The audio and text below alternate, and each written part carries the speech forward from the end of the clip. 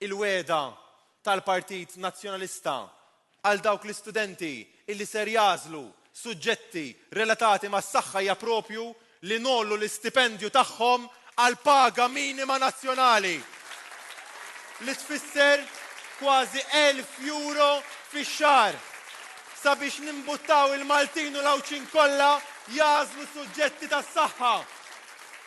Il-Partit Nazzjonalista jikkommetti ruħu apparti tas-saħħa li ħanallulhom l-istipendju għal paga minima, l-istudenti kollha ġewwa pajjiżna nollulhom l-istipendju tagħhom b'25%.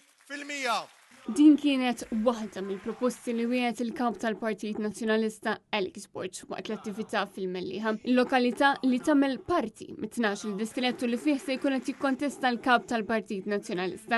Gburi illi apparti li ser nikkontesta fuq id-distrett ta' Għawdex it-13 ser inkun qed nikkontesta fuq dan id-distrett fuq it-12 il-distrett għaliex inħoss rubija kbira għal dan id-distrett u rrid inkun parti mit-tim ta' kandidati b'saħħithom illi għandna fuq dan id-distrett.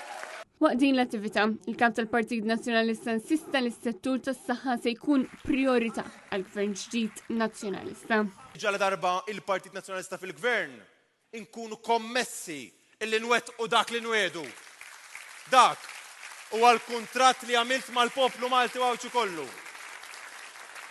U l-bira, l-ewwel qabel kollox, waħda mill-wedit tagħna hija propju 4 sptarijiet ġewwa Malta u Għawdex. Però konni iktar ambizzjużi u rridu nkunu iktar ambizzjużi. Apparti hekk, weda innovattiva, moderna u kruċjali għas-saħħa ġewwa Malta u Għawdex hija propju in-National Health Park.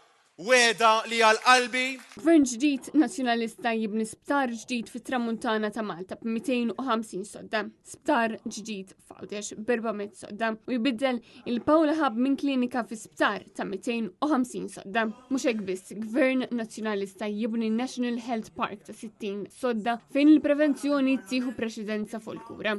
Fuq kollox, il-priorità l-Partit Nazzjonalista mhux biss il-pazjenti imma anke l-ħaddiema f'dan is-settur u r-ritorn tal-professjonisti li telqu minn pajjiżna.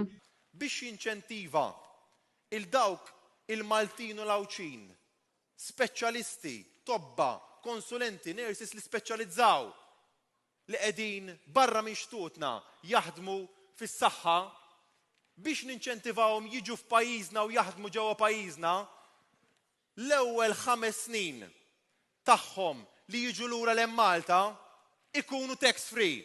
Sabiex dawn ninċentivawhom jiġu hawnhekk u joffru s-servizz lill-poplu Malti u Awċi kollu.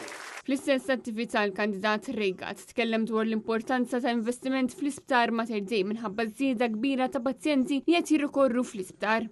Ix-Shadow Minister Stephen Spiteri tkellem dwar l-importanza li l-mediċina tal-kanċer tkun kompletament b'xejn u fuq il-formularju tal-Gvern.